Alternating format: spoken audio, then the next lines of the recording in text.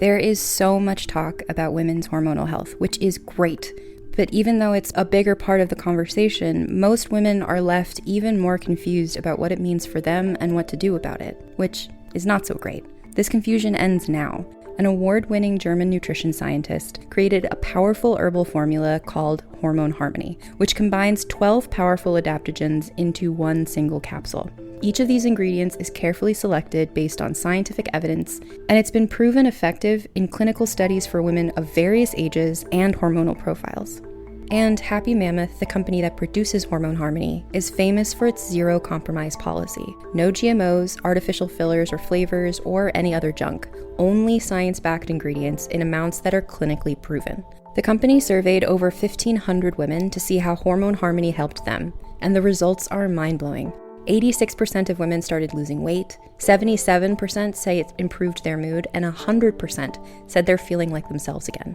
Hormone Harmony has over 50,000 raving reviews from women all over the world, with 98% of them saying they'd gladly recommend it to their friends and family.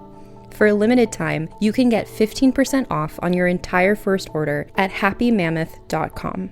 Just use the code HAPPYME, HAPPYME, at checkout. That's code HAPPYME at happymammoth.com for 15% off your entire first order.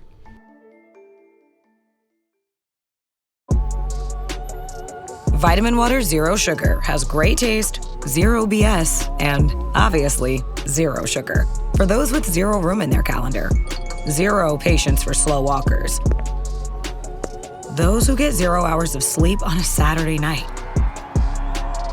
have zero filter, zero given, and zero interest in grabbing a plain, boring water. Grab a delicious Vitamin Water Zero Sugar today. Hi everyone, Anne here. Before we get into today's episode, I just wanted to acknowledge what's going on in the United States right now, where the U.S. Immigration and Customs Enforcement, known as ICE, has been overseeing a mass deportation campaign affecting hundreds of thousands of people through detentions, confinements, and expulsions. I know that there's a lot of listeners in the U.S., and I know a lot of you are affected by this, so I just wanted to make a statement and suggest some ways that people can help. So the stated goal of this mass deportation campaign is to arrest 3,000 people per day. To attain this number, people are being taken from public places like churches, schools, and hospitals. The people being targeted are predominantly from a Hispanic background. Families are being separated, and people are living in fear. This is a horrific campaign affecting people all across America. I want to highlight some organizations working to help those being affected. Today, I want to highlight the Northwest Immigrant Rights Project, which defends and advances immigrant rights in Washington state. Through direct legal services, systemic advocacy, and community education, you can donate to support their work at nwirp.org. That's nwirp.org to support the Northwest Immigrant Rights Project. Enjoy today's episode.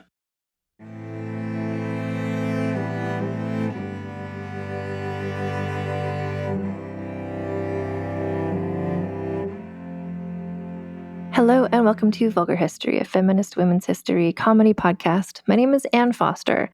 In this season, we've been looking at various revolutions: the American Revolution, the French Revolution, the Haitian Revolution, and all of these revolutions, frankly, were all inspired by people of ancient Rome. And so that got me thinking about what was ancient Rome like? Was it this amazing, republic where everybody was treated well and, all these ideals were lived out by all the people in charge? No, it was not. It was not, but the people in these, 18th century revolutions were very much inspired by how ancient Rome wanted to be, how ancient Rome kind of thought it was. But last week we were talking about the role of women in ancient Rome, as well as specifically Livia, who was the first Roman empress.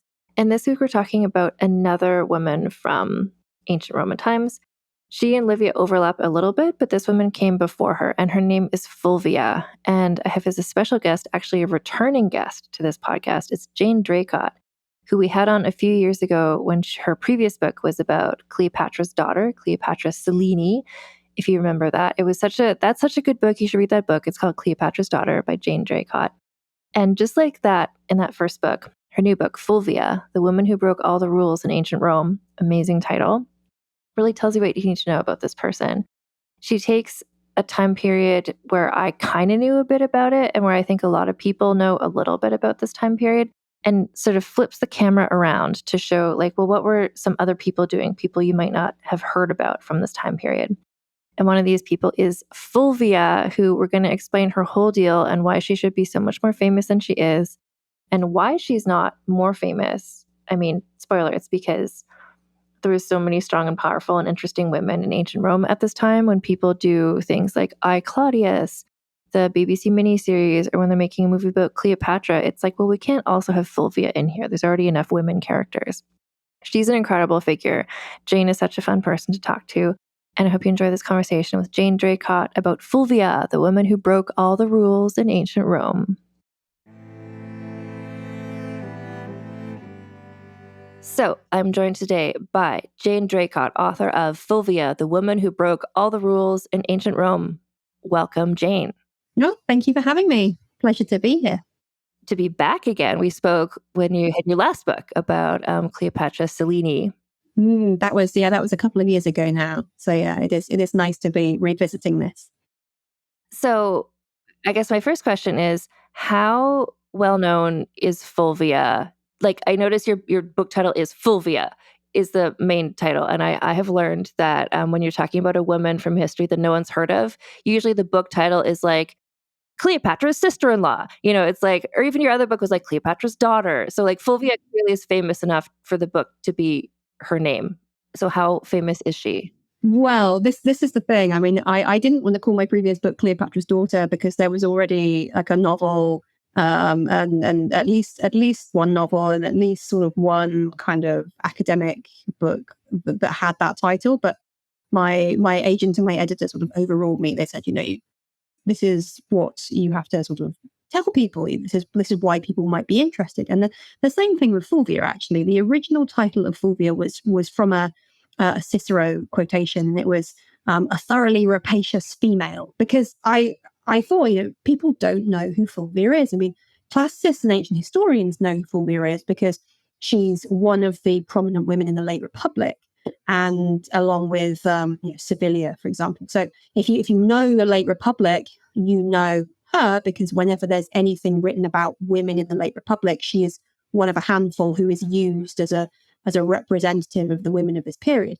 But if you're not a sort of classicist or ancient historian, Fulvia, if you put Fulvia into sort of social media, you'll come up with like Italian car pictures. It's not like Cleopatra or Clytemnestra or something like that. So the original title was A Thoroughly Rapacious Female, and that is how I sold the book. And then sort of further down the sort of pre-publication process, my publisher, my editor, came back to me and they said, how do you feel about changing the title? Because when we talk about this in the office, people think it's erotica. Oh. I was like, well, I don't have a problem with that personally, because erotica sounds like whatever sells the book, yeah. But it did also have a it was a thoroughly rapacious female. I think it was how Fulvia played the game, won and lost, and broke all the rules in ancient Rome. So yeah, but then that didn't work as the main title because it was just quite long and it sounds like a subtitle. And so it sort of went around and they suggested Fulvia, the woman who broke all the rules in ancient Rome. So first name and then sort of slightly shorter subtitle. And I didn't really like it personally because I did think, well, Fulvia, is that going to be interesting to people? The subtitle, well, broke all the rules in ancient Rome. Okay. I mean, ultimately, it's one of those things that I'm not really good at coming up with titles. I think I'm great at coming up with titles for conference papers because you always, you have your jokey, those are quite long, reference. Yeah. Then you have your colon, and then you have your boring explanatory subtitle, and that's great because conference papers can be long. But for books, it's got to be something that fits on a book jacket, fits on the spine. It's easy to search for in bookshops and on the internet and stuff. So it does need to be a bit more like, this is what it is, and so. I'm still not sure, to be perfectly honest, because as I said, I think classicists and ancient historians know who Fulvia is.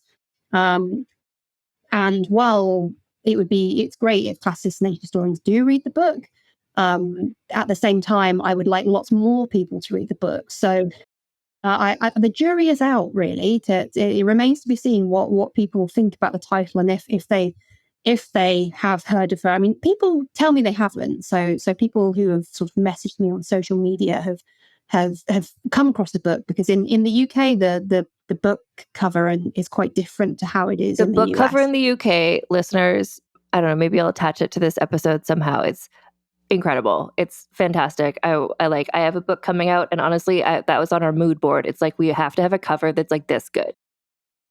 Yeah, I mean, I was a little bit uncertain about it, because it's a well-known painting, and it's used in sort of other discussions of Fulvia. And so I thought, oh, well, is this just going to look like I'm, ripping off other people? But the way that they did it with the neon colors and everything, I thought that made it look really dramatic and attention grabbing, and hopefully the kind of book that people would pick up in a bookshop and go, oh, this looks cool. And they read the back and they're like, it's a non-fiction book. It's a history book. I'm not entirely sure if this is quite what I want. And then they read the description and think, yes, actually, this is what I want. A woman causing trouble. This would be great. What's also great about that cover, I just wanted to mention for the listeners, is that, and this is also on our mood board for my book, is you have quotes from people from ancient times talking about what a horrifying woman she is. It's like blah blah blah. Cicero. Usually where a quote is like da da da. Lucy Worsley. It's like da da da. Cicero. And I was like, that's fantastic. I love this, because it's just to show like in her time. Yeah. The kind of the holdover of the original A Thoroughly Rapacious Female, because when I said I was, I was a bit sad to lose that, because I was like, yeah, this is like dramatic and everything. I think it was my editor, which she said something along the lines of, oh, well, we could use those in the marketing. And I was like, yeah, all right then. That way we get to keep them. And some of them, they're very dramatic, they're very evocative. And so, yeah, they were in the marketing, they're on the book cover, they're on the Amazon page and stuff like that. So, these celebrity endorsements from the late Republic. So I was quite happy about the way that went. I mean, the American cover is beautiful too. It's very, very different to the UK one, but I think it's still very striking, and because it's a sort of lovely orangey yellow color and it's got these red highlights. I think hopefully that will also be quite noticeable in a bookshop, because a lot of the history books, they in the UK anyway, I don't know so much about the American market, but in the UK they have very sort of austere, quite boring titles. It's like covers and titles. I mean, it's like a blank, like a kind of a cream or a black or something like that, with just the title and then maybe some very small little motif of a crown or something. And they don't look that interesting to me. And so I didn't really think that was quite the right, vibe I wanted to be projecting. So I'm really pleased with both of the covers and how they do sort of say something exciting that lurks within. Well, and your book certainly starts off with something exciting. We won't start our story there, but I will just let everybody know there is. In reading history, I'm always excited when a vengeance-fueled mob shows up. And so just listeners know there is more than one of those. But first, can you explain to everybody how, like we just did an episode about Livia, for instance. That's probably fresh in people's mind. People know about Cleopatra. How does Fulvia fit into these people, to the stories that people might already know? So Fulvia is basically, she's at the very end of the late Republic. So she's born around about 80 BCE and she dies in 40 BCE. And so she lives for 40 years. And during the course of the 40 years that she lives, this is pretty much where the Republic lurches from like crisis to crisis, death row to death row. We go through the first triumvirate with Caesar and Pompey and Crassus. We go through the second triumvirate with Antony and Octavian and Lepidus. We have the civil war between Caesar and Pompey. We have the dictatorship of Caesar. We have the assassination of Caesar. We have the civil war between Antony and Octavian, or at least the first iteration of that civil war. And we also have the proscriptions and the sort of murder of Cicero. And they're basically, this period is a complete disaster for literally everybody in Rome, except a handful of very sort of clever, savvy politicians and generals, because it is just non-stop horror. You've got gangs roaming the countryside and murdering people in the roads. You've got gangs roaming the streets, murdering people in the streets. You've got bodies being, thrown into the river, thrown into the sewer. You've got people grassing you up to get hold of your money and your sort of other kind of valuables. And it's really like a horrible time. I mean, a lot for a lot of this period, because there are these sort of civil wars and conflicts between very powerful men with very large royal armies. If you are a woman like Fulvia or like Livia as well, you are constantly worried because all of your male family members have basically you've gone off to war, and are they on the right side, and are they going to survive? And if they do survive, are they on the right side or are they on the wrong side? And are they going to get punished because of that? Are you in danger? Are your children in danger? What's going to happen to your fortune? Is it going to get seized? Are you going to be taxed? Are you going to have to, there are all these really, they're fantastic stories, but they're also pretty horrible as well about, in Appian's account of the civil wars, about things that people who were on the prescriptions list, so men who were on the prescriptions list, and what their female family members, their wives and their daughters, and even their enslaved people, what they did, whether they were good wives and they hid them, or they tried to bribe their way out of it, or if they were bad and they basically shopped them to the authorities and betrayed them, and whether if they were murdered, did the wives basically end their own lives too, or what happened? And so we get these really interesting accounts of what women's lives were like in this period that we don't get in the sort of normal peacetime, because no one thinks that housewives, however wealthy, are really worth writing about unless they're doing something exciting, and that's generally a bad thing. Roman wives are not meant to be exciting; they're meant to be boring. They're meant to be seen but not heard. They can be powerful as long as they're doing it quietly behind the scenes for the sort of betterment of their husbands or sons or whatever else, but they can't really be first and foremost and in your face about it.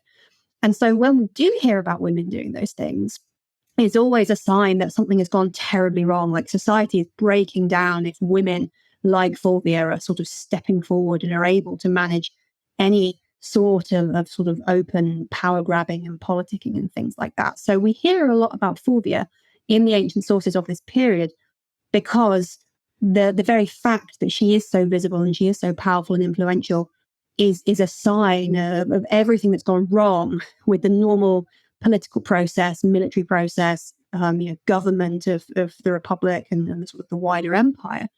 And it's also a way, if you're talking about women, what you're really doing is talking about how weak and emasculated and under the thumb and not proper men their husbands or fathers or brothers or whatever are. So you talk about women being bad as a way to talk about men being ineffectual. And so we hear about Fulvia when her husband's enemies want to make a point that they are deficient in some way.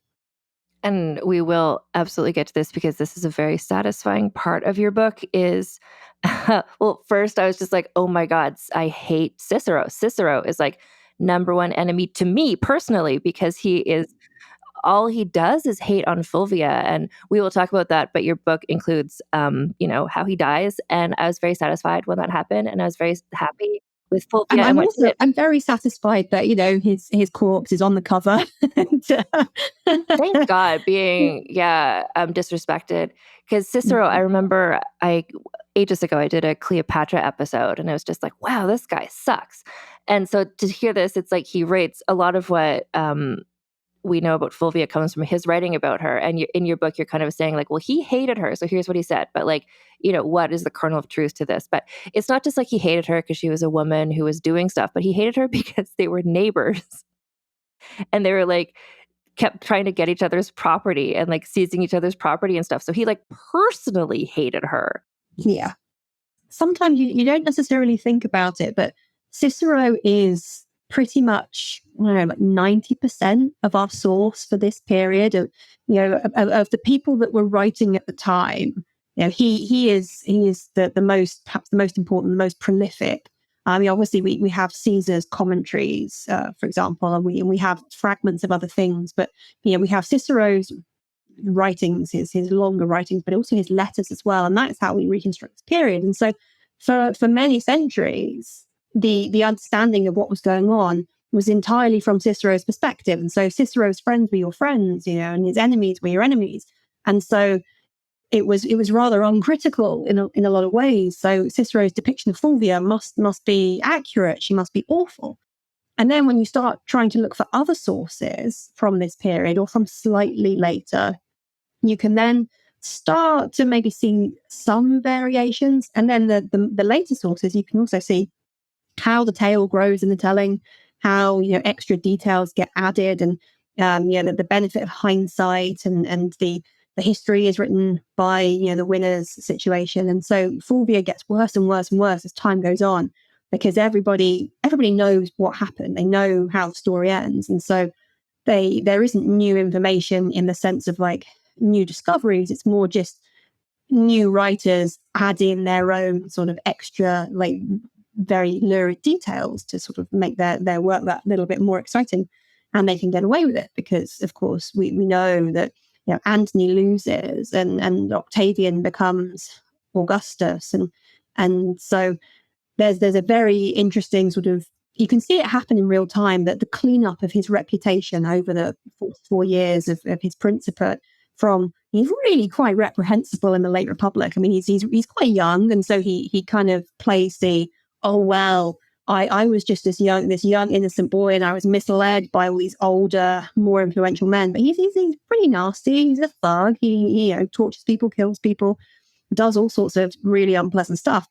But later on, when he wants to present himself as like the benign, pater patriae, and the the paterfamilias of the imperial family, good traditional moral guy, he obviously can't have the nasty stuff being like raked over again. So it's all kind of, let's look over there instead. Let's criticize Antony. Let's criticize Fulvia. Let's criticize Cleopatra. They're really bad. And I was just trying to, make sure that Rome survived, when of course he was doing no such thing. He was out for himself. So if we, I think we should go through, Fulvia was married 3 times. Mm-hmm. Some more dramatically than others. I guess by dramatically, I mean the conclusion of the marriage. But can you talk about, so at the very beginning, like many young Romans, like she gets married as a young teenager, and who is the first husband? Claudius. Right. Not Claudius. Claudius. Different person. Yeah, his name is Publius Clodius Pulcher. He's a member of the Claudii, but he changes his name at some point to sort of be more fashionable and appeal more to the common people. So his brothers are they are Claudii. He's Clodius, one of the Claudii, smaller group, and he is what we would today, I suppose, especially with the way things are with sort of global politics at the moment, we would call him a populist politician. Because although he is incredibly wealthy and incredibly aristocratic, and the very definition of the sort of silver spoon in your mouth sort of situation, he presents himself as a man of the people. As he deliberately pitches himself towards the sort of the ordinary working Romans. He deliberately tries to get supporters from the sort of the poor, the disenfranchised, the working people, and he tries to basically circumvent the traditional way of doing Roman politics. I mean, he's very wealthy. He's got consular ancestors and siblings. His sisters are all married to consuls and generals as well. He's in that, he's a senator. He's surrounded by senators. But he stands as elected as a tribune so that he can basically say, I represent the working, ordinary people of Rome.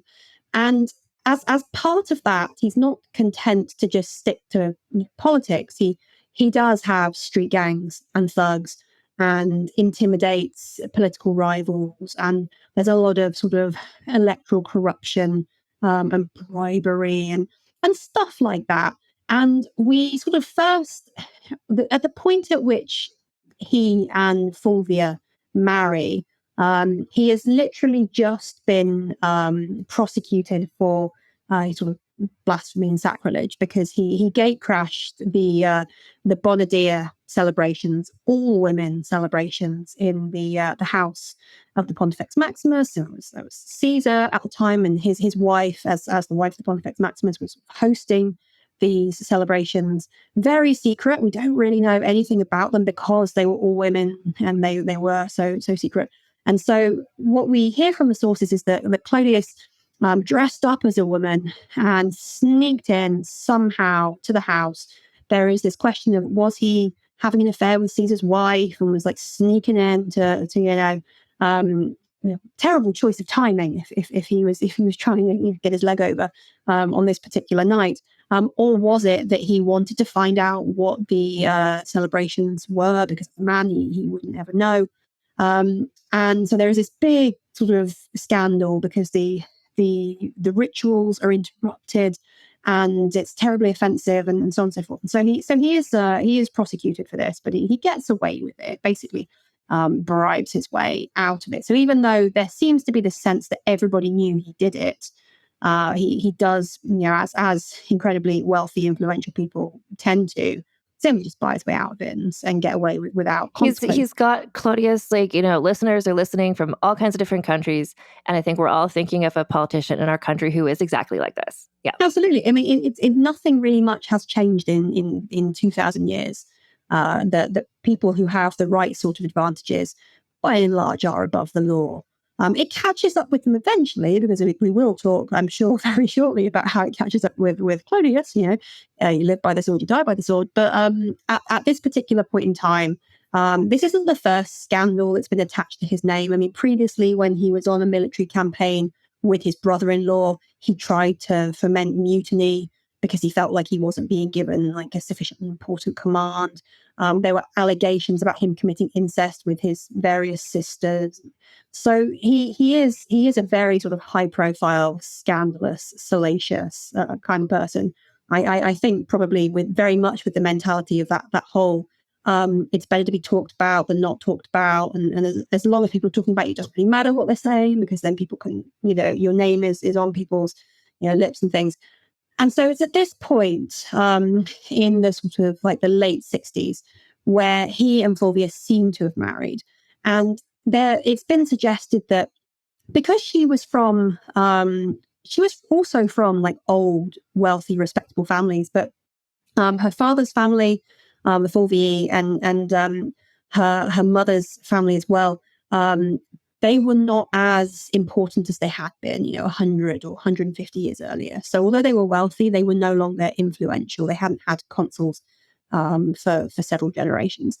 And so it's been suggested that this is why someone like Clodius would marry someone like Fulvia, because basically she was filthy rich.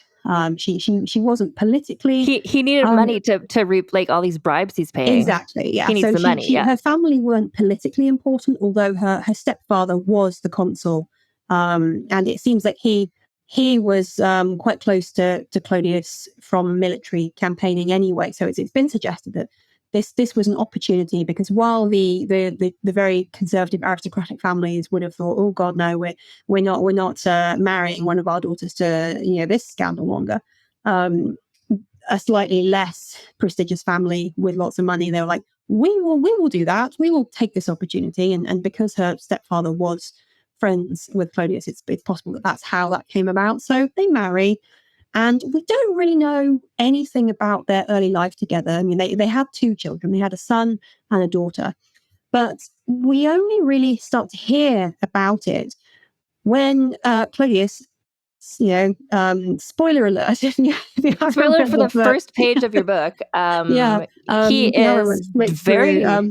but he gets murdered. One of his political rivals, Titus Annius Milo, who they have had several years worth of bad blood, and their gangs have fought in Rome, and they've each been trying to sort of screw each other over and get each other charged for things like corruption and stuff like that. Anyway, they encounter each other on the Appian Way outside of Rome. So Clodius is sort of coming back to Rome from having been out of Rome doing some sort of local political stuff, and Milo is leaving Rome and going to his own estate, and their two entourages meet, and Clodius he's traveling quite light. It's him and just a handful of sort of companions. Milo seems to have a much bigger entourage, including his wife and other sort of household people, as well as a huge sort of load of security. And the two groups sort of heckle and get into some trouble, jostling and all that kind of stuff.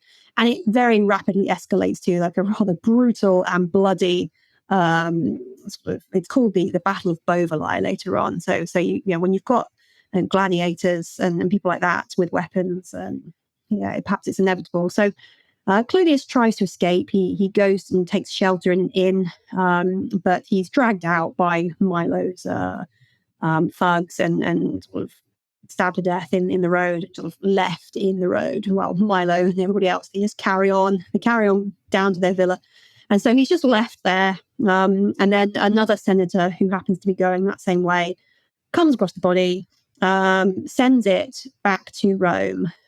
He does not go back to Rome too. He's like, no, thank you. I don't want any part of this. He just sends some of his enslaved people back to Rome with the body, and they take the body to Clodius's house and sort of present it to Fulvia.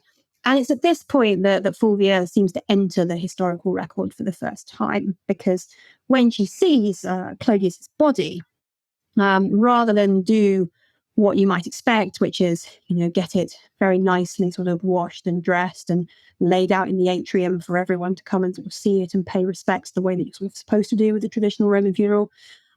She doesn't do any of that. She leaves it kind of, mouldering, covered in gore, etc., and opens the doors and invites, everybody, the ordinary people who not under normal circumstances get to go into this kind of super rich mansion. She invites them in to see it, look at what they've done. And this kicks off a riot. The mob go crazy. They seize Clodius's body. They march it down the Via Sacra to the Forum. They put it in the Senate House and you burn the place to the ground. Then it kicks off sort of several days of rioting. People are like looking for Milo. They when they come across people that they think are Milo, they beat them up and potentially even kill them. And everything is just really like violent and awful. And it takes the sort of institution of martial law to get all of this stuff to calm down. And then a few months later, there is the trial. Milo is found guilty of murder and is exiled. But it's a funny thing, actually, that the guy that actually did the murdering on Milo's orders, he gets away with it. He's found not guilty by a slim majority, but Milo is found guilty and he is exiled. But during the trial, it seems to be the kind of thing that keeps people gripped for weeks, because there are all these details. Like Cicero is defending Milo, and he tries to argue that Clodius was actually trying to kill Milo all along, and Milo was just defending himself. Whereas the people representing Clodius and his family, they actually argue, well, no, Milo went to Clodius's villa and tried to kill his little son. And when he couldn't find his son because the enslaved people had hidden him away, he killed a young male slave. And there's all this sort of finagling about enslaved people who were there were freed, so they would then be citizens, so they wouldn't be able to be tortured for information. And it's just, lies and lies and layers of lies, and everyone's attempting to implicate everybody else. And Fulvia actually testifies at this trial. Her mother, who seems to have potentially been at the house when Clodius's body was brought back, they both testify, and apparently they're very sympathetic in their tears and their laments and everything else.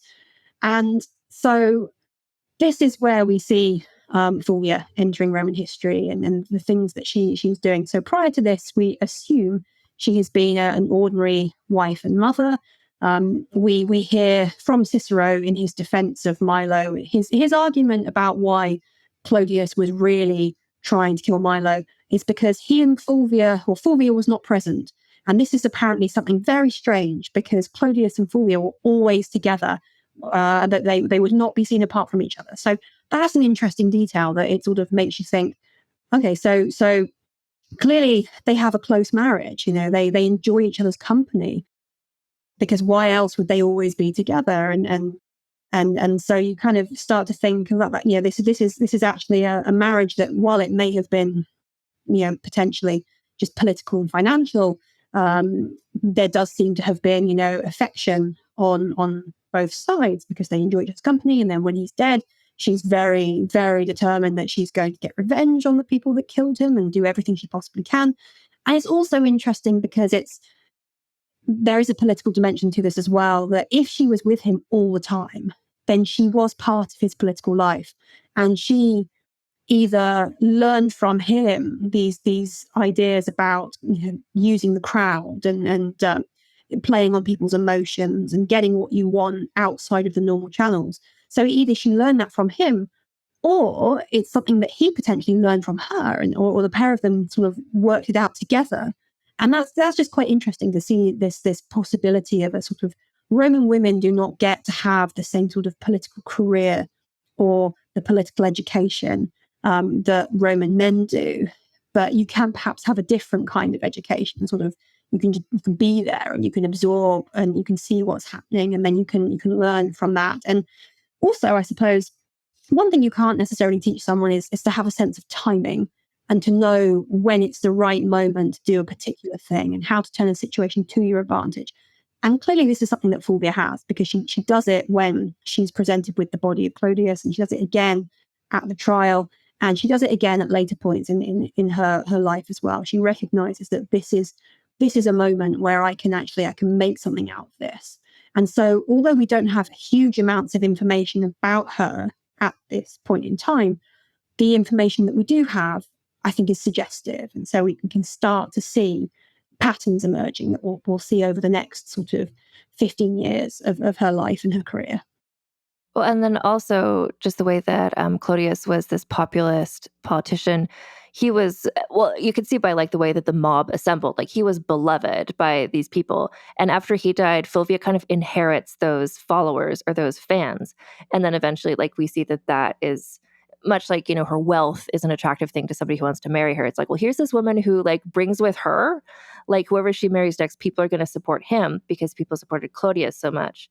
So then she gets her second husband, who's this like various things, but he's, among other things, a theater impresario who has this like revolving stage. We don't need to get into that. But she marries basically as soon as she is allowed to, after the period of mourning is over. And who is the second husband? Yes, so her second husband is Gaius Scribonius Curio, and he too is on the sort of, he's from a very respectable, wealthy aristocratic family. His father is actually is still alive, at least to start with, and is very influential as a politician in the Senate. And he and his father work together quite closely as together for their causes. And to start with, he is more on the conservative side. And you sort of think, this is clearly influence of his father, because after his father's death, he goes way over the other side and joins up with Caesar, and he too is a tribune and sort of goes for the more kind of populist element, although not as extreme as Clodius. He still seems to be working within the normal parameters. So the theatre is part of sort of funerary games to celebrate his father, and as well as being a very effective marketing tool for himself. And so, because we don't know exactly when he and Fulvia married, there is this question of, well, did he woo her with his amazing like revolving theatre? And she thought, oh yeah, this is a guy I can work with. He's got a bit of pizzazz. Or was she involved in this? That he was like, I need to do something to honor my dad and to make my name and to get attention. She's like, well, you know what you could do. So we don't quite know, but there is this sort of period where they are married and his career is going quite well. Then we see civil war. He takes Caesar's side in the civil war. and he goes off to North Africa, leading Caesar's armies. And unfortunately, they're only married a sort of a year or two. They're married long enough for him to father a child on her. But that is basically it. So he dies in North Africa, and she is left once again. She is left alone as a widow with a young family, like young children. So she has her 2 children from her marriage to Clodius, and now she has her 1 child from her marriage to Curio. And it's at that point, because because it's such a short period of time and there's so much other stuff going on, we don't really know anything about their marriage, their relationship, and their life together. Because frankly, like Clodius, her first husband, and Antony, her third husband, they're what people care more about really than Curio. He is the sort of, the just sandwiched between them. But it's probably the bridge to Antony, because he and Antony are very close friends. There are suggestions that when they were younger, they were lovers because they were so close. And again, it's this, you can it's suggestive, because you sort of think, well, Antony, his closest, bestest, oldest friend has just died, leaving, a widow and a very young baby. And it's actually quite a nice thing to do if you think about it, to sort of be there for your dead friend's wife and baby. And I mean, you can think about it also in a completely mercenary way as well. That yes, she's got this political these followers, these followers, and he's like, oh, I can make use of that. And oh, she's got a lot of money, I can make use of that, because Antony is perpetually poor. But at the same time, there is perhaps a human element to it as well, that he's stepping in to support his best friend's widow. And so we know a bit more about their marriage, because we have a lot more sort of information and anecdotal information about their relationship. I'm going to say, because Cicero was their neighbor and he hated her and them. And so it's like this homeowners association blog of just like what's happening at the house. But also like Marc Anthony, just to remind listeners as well, like he is, famously Antony and Cleopatra, like that's where he's gonna end up. So this is pre-Cleopatra Marc Anthony. So we see him with another like strong, interesting, intelligent woman. Speaks well of him. And now for a quick advertising break. Taking control of your health and feeling confident in your body shouldn't feel overwhelming, but let's be real, it often does. That's where Hers comes in. They've made the process simple, supportive, and entirely online, so you can start strong and stay strong from wherever you are.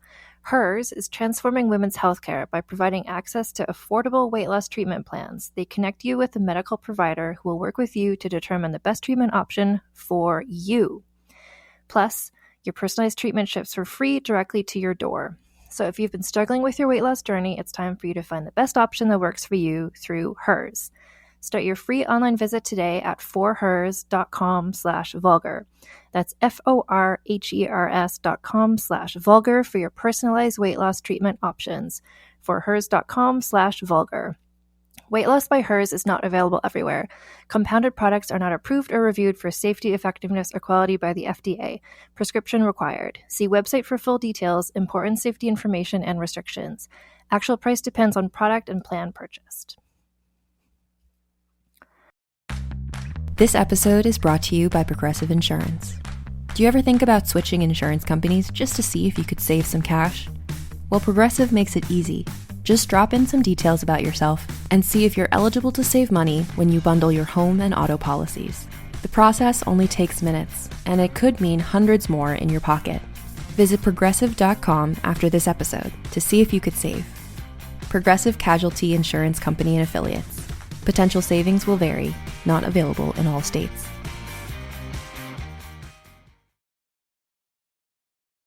This episode is brought to you by LifeLock. Between two-factor authentication, strong passwords, and a VPN, you try to be in control of how your info is protected. But many other places also have it, and they might not be as careful.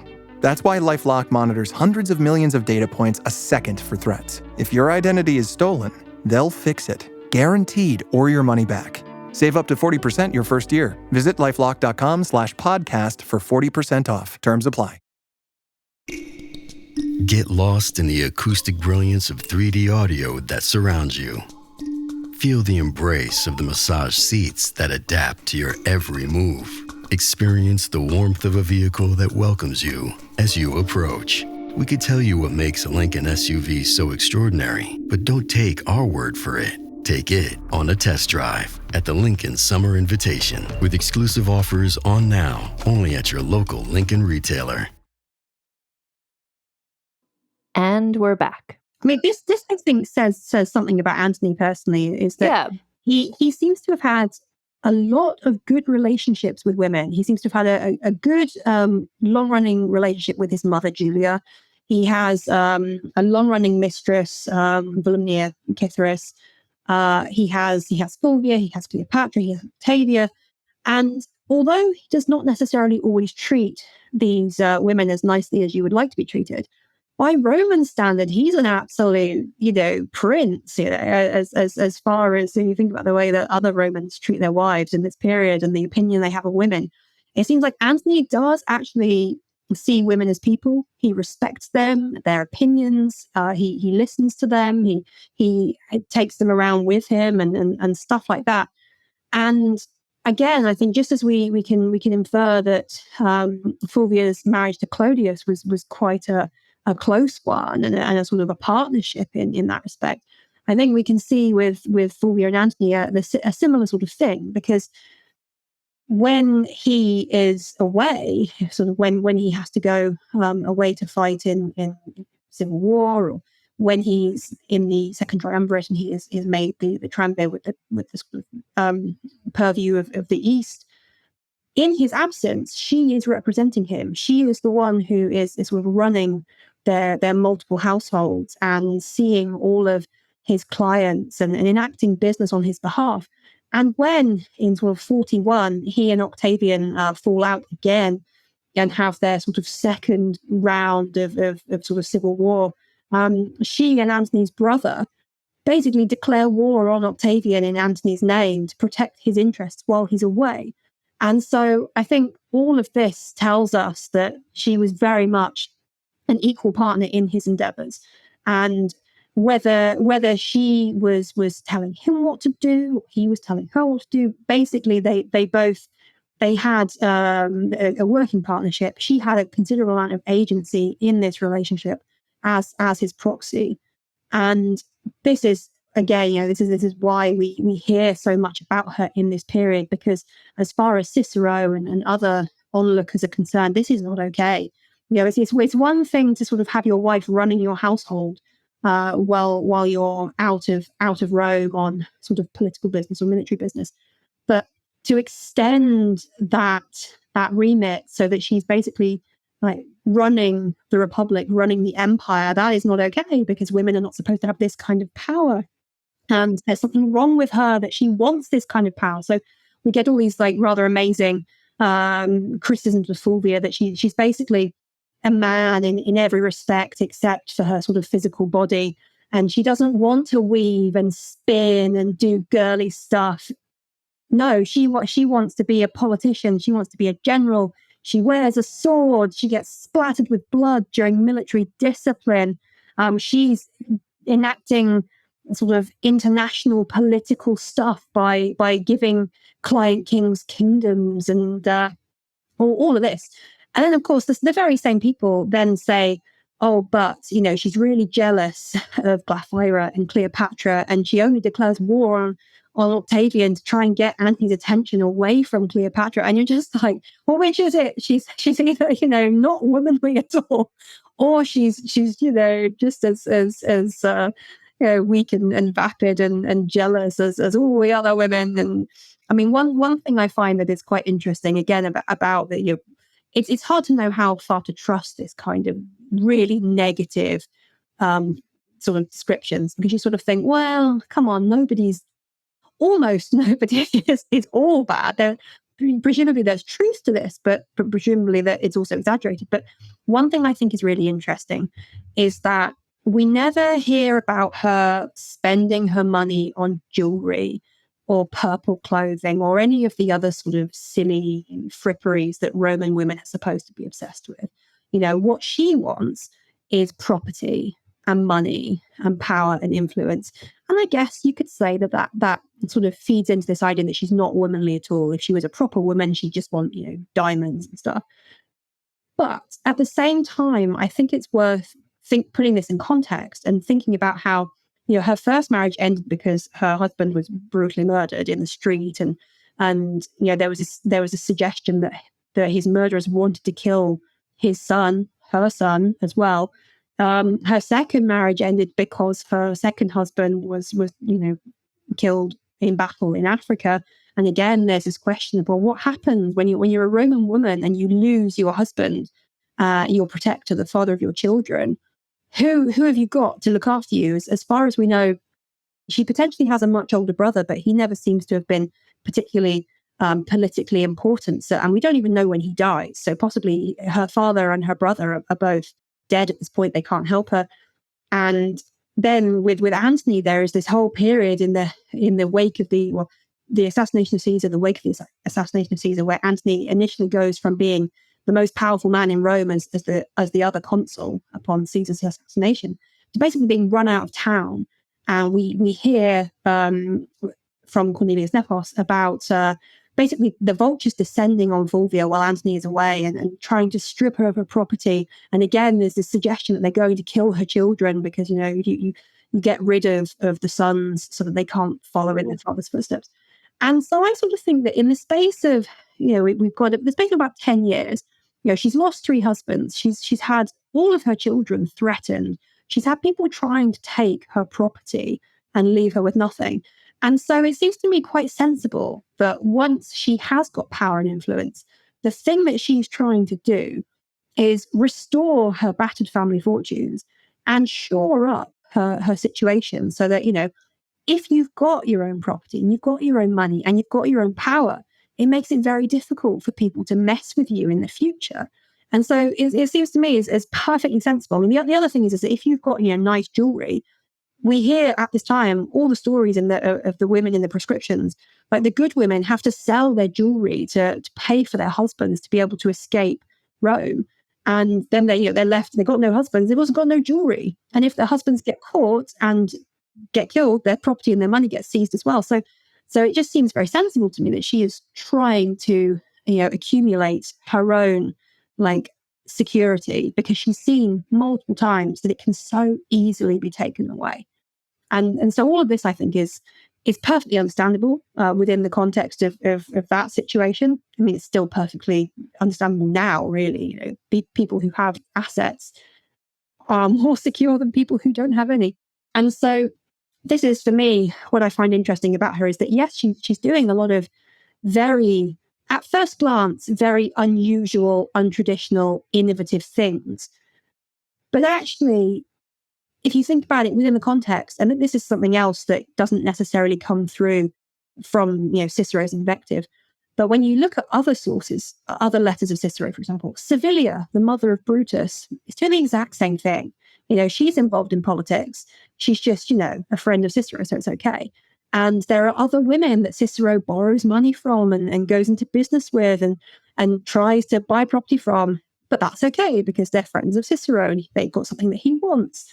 And then you've got Tertulia, Cicero's wife, who, while Cicero's in exile, she's managing his estate. She's arranging to sell property to send him money. She's trying to arrange another marriage for their daughter. She's trying to get their son educated. So she's doing all of this because Cicero is not there to help her.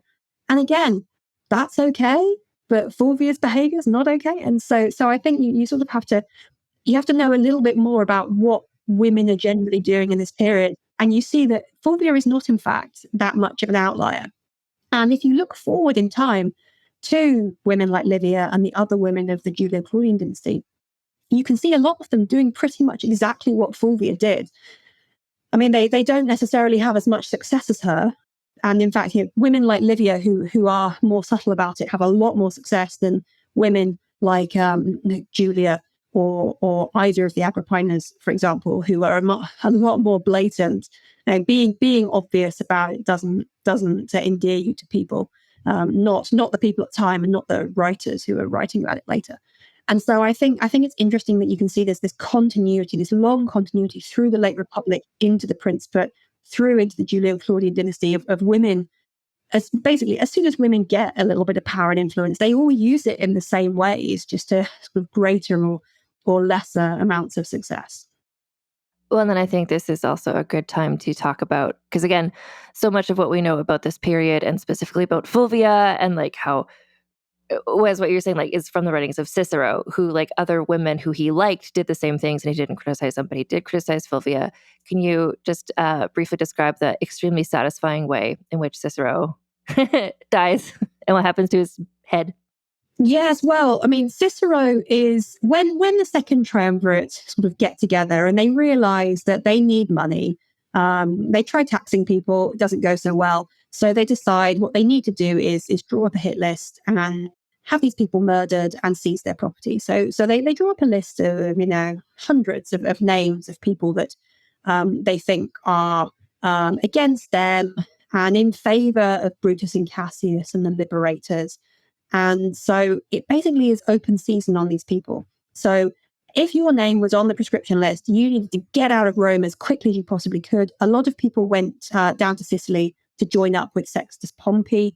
We don't hear so much about him at this time because Octavian later defeats him. And so he's like a historical footnote, even though at the time he was really important.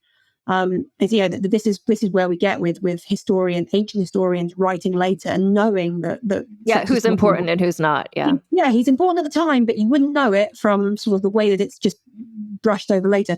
Anyway, so if you can get out of Rome and get down to Sicily and join up with Sextus Pompey, you're okay.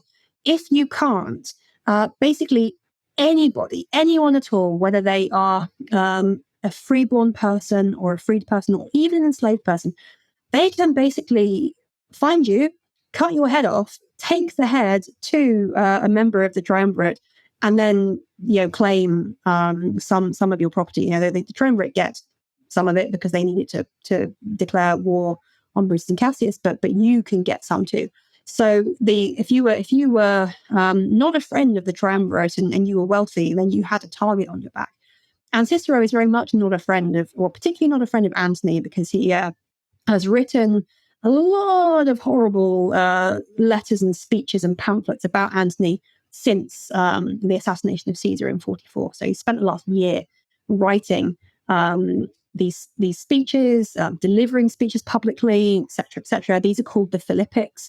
And this is where we get a lot of our information about Antony and a lot of the negative qualities of Antony. So this is where we read about how he's a drunk and is permanently drinking, and he's surrounded by all sorts of unsavory actors and prostitutes and stuff like that, and that he seized all of Pompey's property and spends loads of money and is in loads of debt. And this is where we sort of hear a lot of stories about his marriage to Fulvia and how she basically wears the trousers, that he's completely weak and emasculated, and she bosses him around.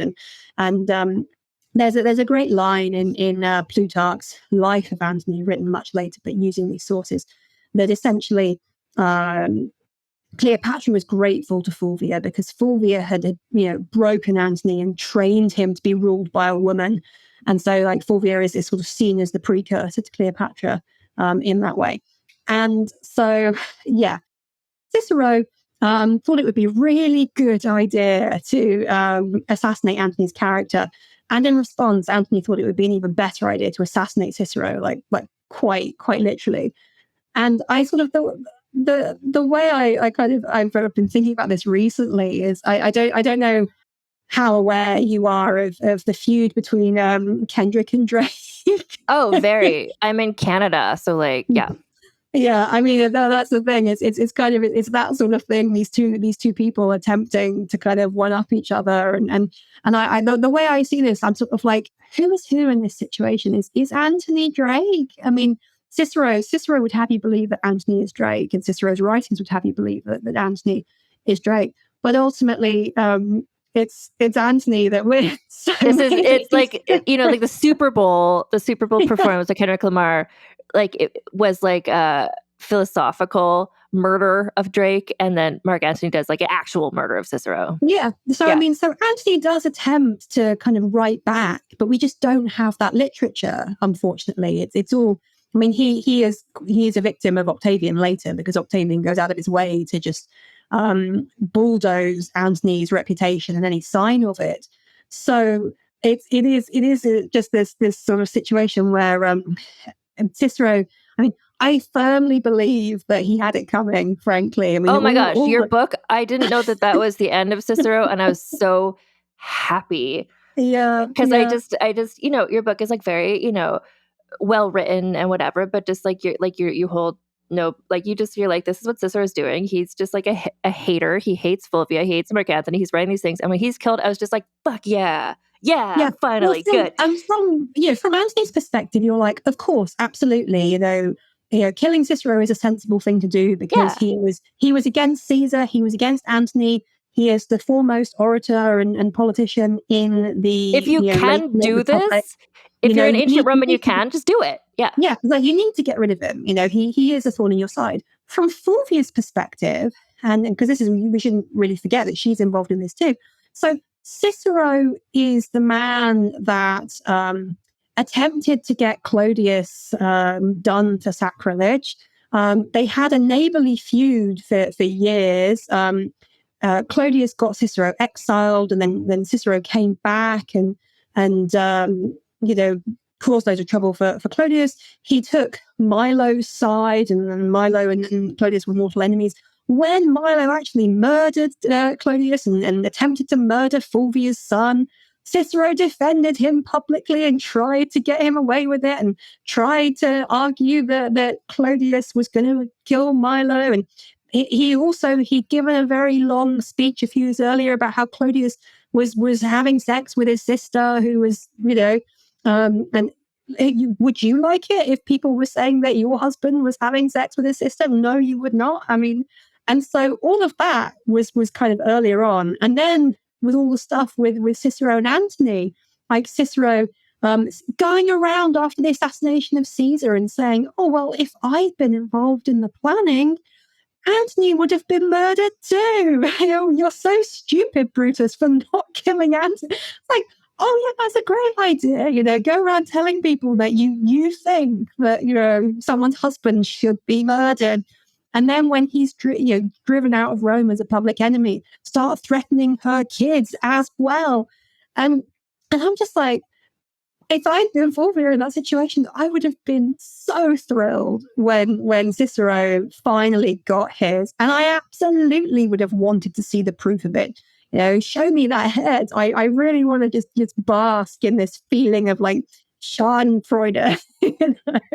And that's what, listeners, that the cover of the UK version of this book is, and like there's multiple artworks in history of like Fulvia with the head of Cicero, which now when I see those paintings, I'll know what a satisfying moment that is and what that's portraying, because the picture. I mean, the paintings are probably not coming at it from that perspective. The paintings are like, oh, poor Cicero. He was martyred just like Cato the Younger. He believed in his political cause and he died for it. It's like, no, he was a complete. I don't know if I can. I don't know what words I can use on this. You can use literally any word. He was an asshole. He was a monster. He was absolutely. He was the worst. He was, and he absolutely deserved it. And it's very, very fitting. And yes, it's very satisfying. So frankly, but when you look at those paintings and when the artist wants you to, I suppose, feel sadness and regret, and it's so poignant that such a great man came to such an end. Look at them and think, that's what you get for being a complete dick. Frankly. No, hell have no fury like a woman scorned, and if you threaten women's husbands and children, this is what you get. To me, like the painting, again, the one that's on the cover of your book, it's like she's kind of like grinning. She just looks she looks so like happy and relieved, and there's this like dead head next to her, because the story, and I guess you're supposed to be like, oh my God, what a monstrous woman. I'm just like, I'm on her side. When I see this painting, I'm like, hell yeah. Stark and her list of names. I yes. think, and we even do get, don't we, in that episode of Game of Thrones where she she basically serves up the Frey children to the head of the household, and it's very yes, So this is what we You're on want that to side. see. So Yeah, that's we like, want vengeance. that's to me a very satisfying moment in her life and also in your book, and then the final act of her life. It's like Cleopatra enters. A new bombshell has entered the villa. It's Cleopatra and Marc Anthony. Well, I guess the other thing too is like Octavian is getting more power. Like it's, I don't know. You've mentioned it's like, okay, and then there's civil war again. I feel like it's just been all civil war this whole time, but it's like Yes. officially. So it's kind of like, are you team Anthony? Are you team Octavian? And she is Antony's wife, so she's team Anthony. And then so Octavian starts kind of going after her a bit, right? Yes. I mean, the thing you have to remember is it's not just team Antony and team Octavian in that sense. I mean, it's made out, a lot of the ancient sources, they sort of lead a lot of things. But the thing to remember is it's not just individuals. There are a lot of other people behind those individuals. There are entire political factions behind those individuals, and people who thought that Antony was the better bet. He was older. He was a successful politician, a successful general. He had all this experience, and Octavian is this kind of young psycho, basically, who's just appeared out of nowhere, is riding the crest of the sort of Nepo baby wave by insisting that everybody calls him, Caesar, and trying to get Caesar's soldiers and veterans on side so he can throw his weight around and become consul like 20 years too early and do all sorts of other illegal things. And so all the way down to sort of 31 in the Battle of Actium, Antony had hundreds of senators on his side, consuls and whatnot. He had many, many legions and things. And so it's not just about them, it's about their families. And this is another thing that we sort of bearing in mind, is that Antony has children. He has his two sons with Fulvia. He has stepsons, his Fulvia's son with Curio, Fulvia's son with Clodius. So Antony has basically a dynasty. And this is a way to think about it that I don't think gets enough attention. And it's something that I was very keen to emphasize towards the end of my book, is that if we look at this as entirely about Antony and Octavian, and even if we look at it as Antony and Cleopatra and Fulvia versus Cleopatra, I think that's the wrong way to look at it. That's a very sort of, I guess it's a very like modern way to look at it. I mean, we have to bear in mind that Roman marriage was not like contemporary marriage, or at least not your normal average contemporary marriage. So Roman men were generally not faithful husbands at all. They could be unfaithful just about anyone as long as they sort of kept it sort of quiet and dignified and everything else. And so when Antony goes off to the east and he has an affair with Glaphyra, a courtesan, and then he has an affair with Cleopatra, a client queen. These women are, they're foreigners. They're not Roman. They're not even in Rome. He can't marry them. They are not any kind of threat to Fulvia and her position as his wife, his Roman wife, the mother of his Roman heirs. And the way that I think by the ancient sources trying to basically like dismiss Fulvia as, she was just so jealous, she caused all this trouble trying to get Antony to come back from it. He was going to come back from Egypt anyway, So ultimately, it wasn't really, it wasn't something that she necessarily needed to pay much attention to. And she dies in 40, and Antony lives for another 10 years and has another sort of 10 years of a relationship with Cleopatra, and children and everything else. But if you think about it in the sort of political sense, so Fulvia is in Rome. She has Antony's two sons. So she has like three very ancient and important Roman families that she has children as members of. She has Clodius's political faction supporting her son and her other sons. And with Antony in the east as the senior triumvir, I mean, he was planning to go to war with Parthia, and had he been successful, he would have had lots of conquests in the east. He has these three children with Cleopatra, and with the donations of Alexander in 34, it's clear that there are plans basically to give these children kingdoms in the east. He has another daughter who has already been married from his previous marriage prior to Fulvia. He has another daughter who has already been married into a Near Eastern dynasty. So he's got his Roman children and stepchildren in Rome. His eldest stepson, Clodius, is already, in his sort of 20s, his late teens, 20s at this time. And so is on the political ladder. His second stepson, Curio, is getting there. He's 18 in 30. And then he has his own two sons, Antyllus and Iulus. And so he has got a huge amount of future power in Rome through these four boys. And then Claudia, who is Fulvia's daughter, who can be married into another family. And then in the east, he has got his daughter, his three children with Cleopatra, who the plan is for them to all have these kingdoms. And so with Antony in the east, paying attention to Parthia and other things, Fulvia would have had she been alive, would have had absolute power in Rome. She would have had Antony's political and military heirs.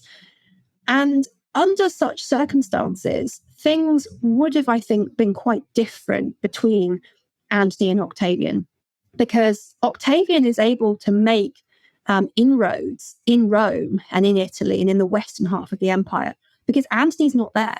And Antony doesn't have a proxy anymore because Fulvia dies in 40. His brother Lucius seems to go off to Spain in 40 and dies soon after. So there's nobody really there who can fill that gap that Fulvia and Lucius left.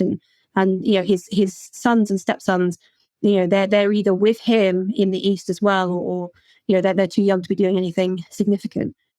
And so had Fulvia continued to live, I think the 30s would have been quite different. Octavian would not have gotten away with a lot of the stuff he got away with because Antony wouldn't have married Octavia. So Octavian wouldn't have been able to use every private detail of that marriage as political ammunition. He would not have been able to get Antony's will out of the House of the Vestals, assuming that it was even the genuine will, because he wouldn't have been able to get away with that, because Fulvia would have been able to say, well, A, that's not his will. I have his will. It says very different things. Or B, she would have just been able to argue with him, or he wouldn't have dared to do it in the first place. So I think something that's quite interesting, that when we're dealing with this sense of, well, history is written by the victors and everybody's writing with the benefit of hindsight, that is true, obviously. But at the same time, I think we can look at when particular historical figures die, and we can think about, would they have made things very different? So when Cicero dies in 43, would things have really been different if he hadn't have died at that point? What realistically could he have done? He was an old man. He was not, a strong general or anything like that. All he'd have been able to really do is write some more bitchy speeches. And there's only so long that those are really important when everybody's tooling up and going to war. Whereas when Fulvia dies in 40, this, I think, has a really significant effect on what follows. Like, her absence has a significant effect. And if she had been present, then everything would have been very different in the period from 40 down to 31 at the Battle of Actium. And even potentially afterwards. I mean, if the battle had still gone the way it went with a sort of nominal Octavian victory over Antony, Fulvia was still in Rome and could still have perhaps drawn on, a lot of sort of power and influence to continue to support Antony at that time. But she died, and Antony lost his best asset. And the more time he spent in the East and with Cleopatra, the more of a gap he left, and that enabled Octavian to step in and fill it with all sorts of stories. May have been true. He'd been seduced by Cleopatra, he'd been seduced by the East. He thought he was a king. Blah blah blah. So all of that may well have been true, but there was no one there to really counter it. It takes 2 to 3 weeks to travel from Alexandria to Rome. So if he was ever sending letters trying to argue, he was already sort of 3 weeks past whatever it was Octavian had said. So the debate had moved on, and he couldn't answer it. So I just want to let everybody know that your book, Fulvia, that is the title of the book. There's a subtitle as well, but just look for Fulvia by Jane Draycott. It's now available in the UK and also North America. So, which congratulations. Yes, So people can thank get it you. all over the place. Yeah. Do you have, are you going to be making appearances and stuff, or have you been? Do you have like a I website? Like, how can people keep up with what you're up to? have a website. I have an Instagram. I don't tend to use other forms of social media these days for obvious reasons. They're not really the kind of places you want to be anymore. I am going to be doing a few events just this week coming, actually. So and I'll be doing at least one festival in the autumn. So I am not yet at the stage where I'll have like a massive book tour like Natalie Haynes or Mary Beard. Maybe one day. But I do periodically do events. I do podcasts and things like that. So you can certainly find me online. And I think I think I mentioned this earlier, but I said I was going to mention it earlier. I Oh, haven't. yes. Yeah. Yet. But if you read the book, you will be getting a story that you won't necessarily get anywhere else, because Fulvia is not featured in TV and film retellings of the late Republic and the early Empire. She is completely excised from them because they tend to focus on Antony's relationship with Cleopatra, and she complicates things because she is yet another sort of powerful, strong female character, and I think there is this sense that, well, if we have her in, it'll take people's attention away from Cleopatra. We want to get to Cleopatra, so we don't need her. And then when you have this sort of dichotomy, this between Octavia, who is the good Roman matron, and Cleopatra, who is the bad Egyptian whore, Fulvia complicates that because she is technically a good Roman matron. She was a good wife. She was a good mother. She worked hard to sort of maintain her family's wealth and power and property and everything else. So it kind of the way that the story is usually told, with the good versus the bad, and the Madonna versus the whore, and Rome versus Egypt and stuff. There isn't space for Fulvia because she complicates things. And well, we all know that we don't, in our sort of dramatizations of historical periods, they don't want loads of women. I mean, in fact, not even just dramatizations of historical periods. It's that whole Smurfette situation where you have one woman, one token female character with like 10 guys, but there's one woman, because any more than that, and it's that's too many. Oh no, too many women. Well, and especially if there's women and they're all strong, powerful women. It's like, well, they can't all be strong, powerful women. One of them can be. The other ones can just be sort of like in contrast. But if you have Fulvia and Cleopatra, it's just like, well, that's how can you have nuance? Because like the way that women tend to be strong in like TV and film, it's all very. They tend to be macho. You make them tough and macho as if that's the only kind of strength that a woman can possess. And so how do you provide nuance and multiple female characters with multiple different kinds of strength and power? And I think that's something that screenwriters and directors seem to really struggle with. And so, we don't see Fulvia in these stories. So this should be a relatively new and fresh take on a story that people are familiar with. Caesar, the assassination of Caesar, etc., etc. And so this is a whole like a new angle on it that you wouldn't necessarily have approached it from before. So you think this period, you think Roman history, the Roman Republic, etc. Maybe you don't know all of it. Well, and that's part of what I appreciate with the book as well. It's sort of this kind of like, to have Marc Anthony and Octavian as kind of like background supporting characters, where it's like, but what's Fulvia doing? Like what? Yeah. So it's just kind of like turning the camera around to be like, well, that's all happening. It's the Rosencrantz and Guildenstern. It's like, well, that's all happening there. But here's what she was up to. And that actually connects directly to what the story is that and just in ways. Absolutely. So because so even filling in the gaps. If what you care about is Antony and Octavian, then Fulvia's story enriches your understanding of Antony and Octavian, especially because she is part of their rivalry.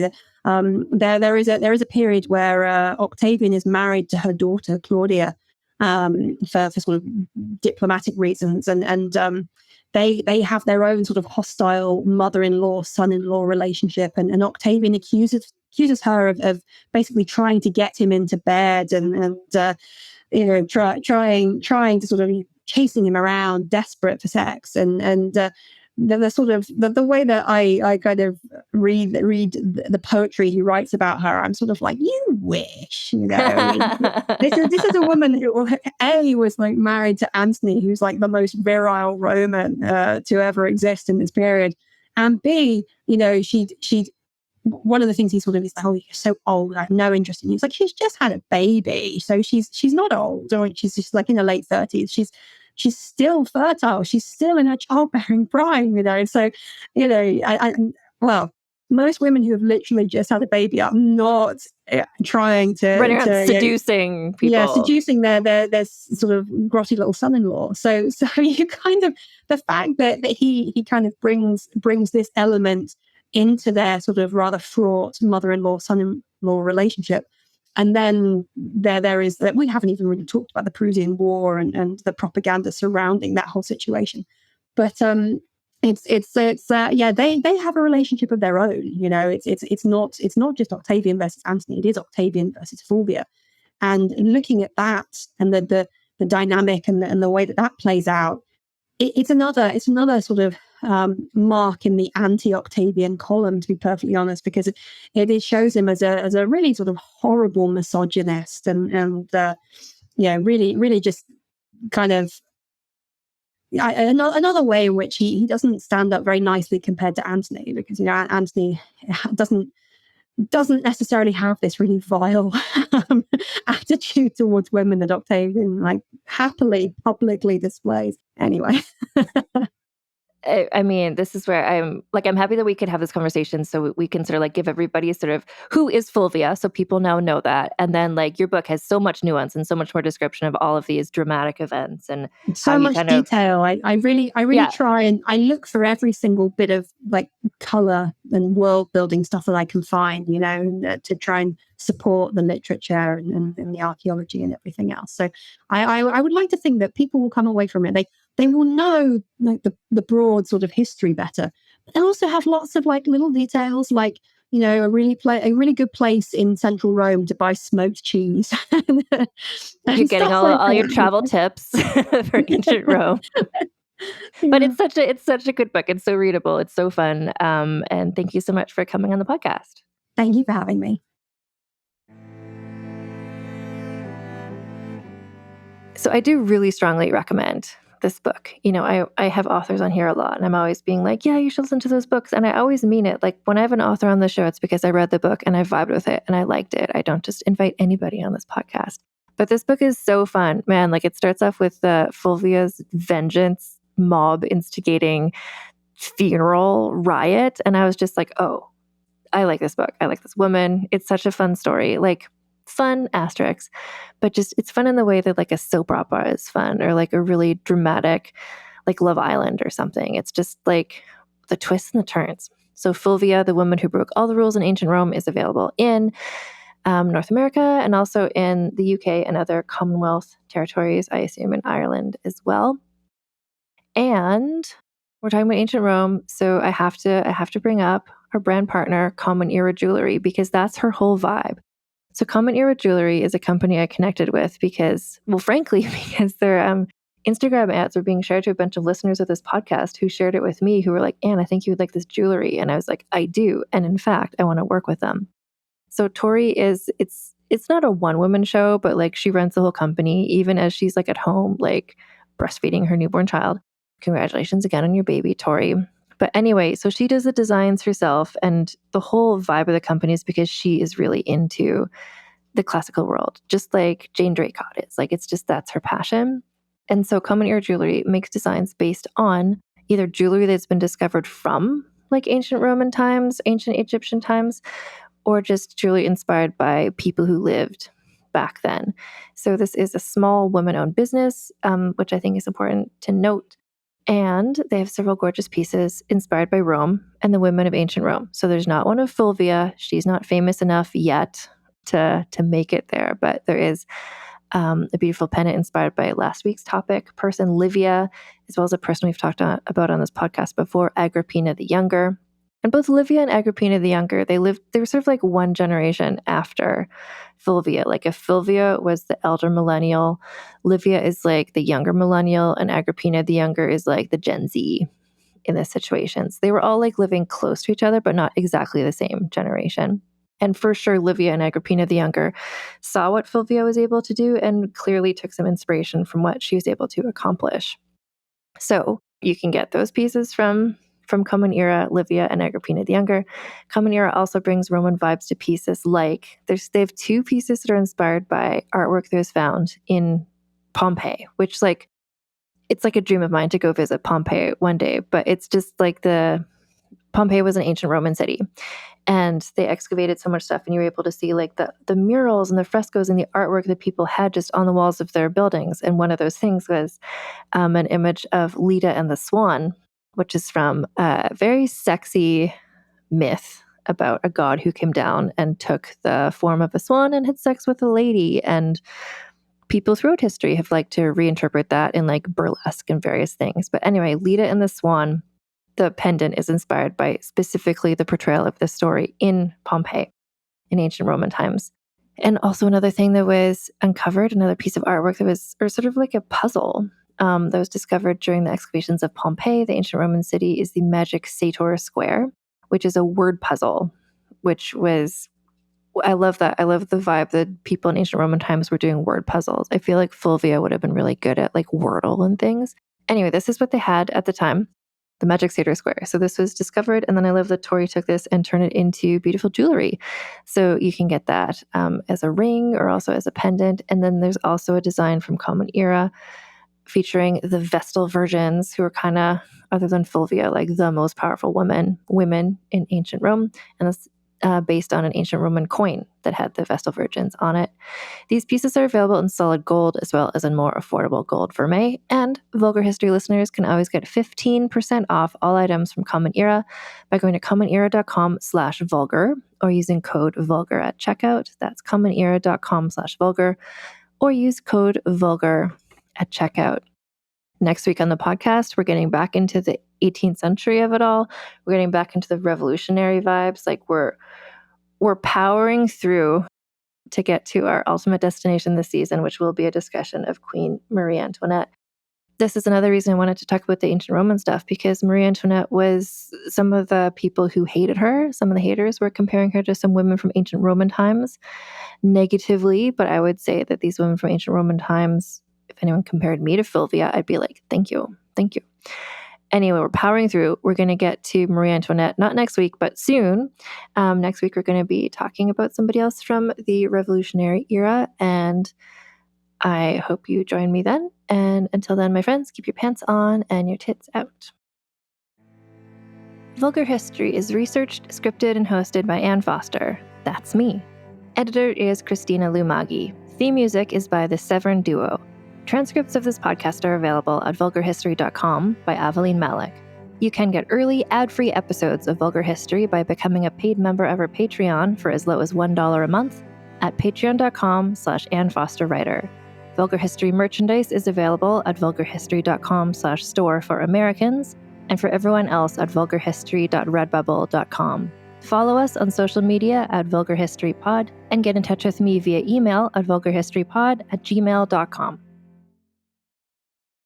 The Old West is an iconic period of American history and full of legendary figures whose names still resonate today, like Jesse James, Billy the Kid, and Butch and Sundance, Sitting Bull, Crazy Horse, and Geronimo, Wyatt Earp, Bat Masterson, and Bass Reeves, Buffalo Bill Cody, Wild Bill Hickok, the Texas Rangers, and many more.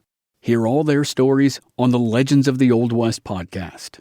We'll take you to Tombstone, Deadwood, and Dodge City, to the plains, mountains, and deserts for battles between the U.S. Army and Native American warriors, to dark corners for the disaster of the Donner Party, and shining summits for achievements like the Transcontinental Railroad. We'll go back to the earliest days of explorers and mountain men, and head up through notorious Pinkerton agents and gunmen like Tom Horn. Every episode features narrative writing and cinematic music. and there are hundreds of episodes available to binge. I'm Chris Wimmer. Find Legends of the Old West wherever you're listening now.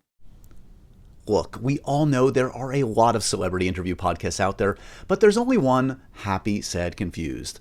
I'm Josh Horowitz, and yeah, I'm the host of the show, so I'm a little biased, but truly Happy, Sad, Confused is the place for nerdy and intimate conversations with all your favorite actors and filmmakers. From Andrew Garfield and Scarlett Johansson to Christopher Nolan and Quentin Tarantino. For over 10 years and over 700 episodes, Happy, Sad, Confused has broken movie and TV news every single week.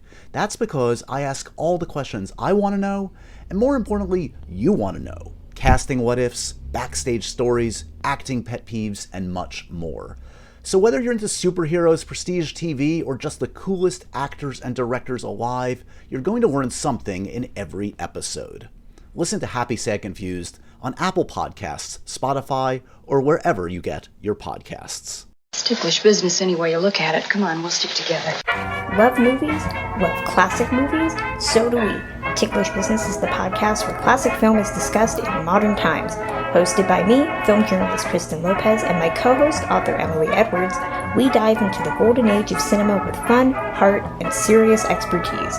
As published film historians and lifelong classic movie buffs, we bring insider insights, deep research, and lively debates with a variety of special guests, ranging from celebrities like Holly Madison to TCM luminaries Dave Karger and Eddie Muller, and even family members of old Hollywood legends. Subscribe now to Ticklish Business on your favorite podcast app, and let's talk about old Hollywood today.